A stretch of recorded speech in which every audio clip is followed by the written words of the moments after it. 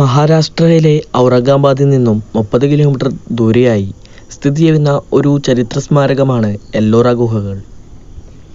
പുരാതന ഗുഹാക്ഷേത്രങ്ങൾക്ക് പ്രസിദ്ധമായ എല്ലോറയെ യുനെസ്കോയുടെ പൈതൃക കേന്ദ്രങ്ങളുടെ കൂട്ടത്തിൽ 1983 ഉൾപ്പെടുത്തിയിട്ടുണ്ട്.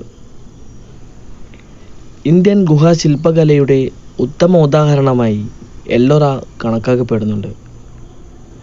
5-ാം നൂറ്റാണ്ടു മുതൽ 10-ാം നൂറ്റാണ്ട് വരെയുള്ള കാലയളവിൽ നിർമ്മിച്ച ബുദ്ധ, ഹിന്ദു, ജൈന ഗുഹാക്ഷേത്രങ്ങളും വിഹാരങ്ങളുമാണ് ഇവിടെയുള്ള 34 ഗുഹകളിലുള്ളത്.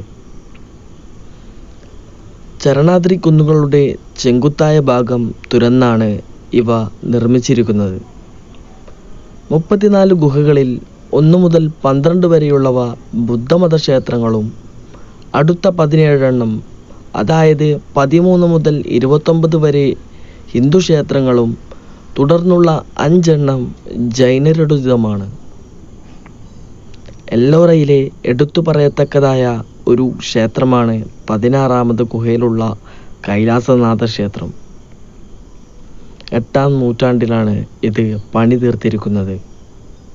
ഇതിനേക്കാൾ മഹത്തായ ഒരു കലാശില്പം ഇന്ത്യയിൽ ഉണ്ടാക്കിയിട്ടില്ലെന്ന് ചിലർ അഭിപ്രായപ്പെടുന്നുണ്ട്.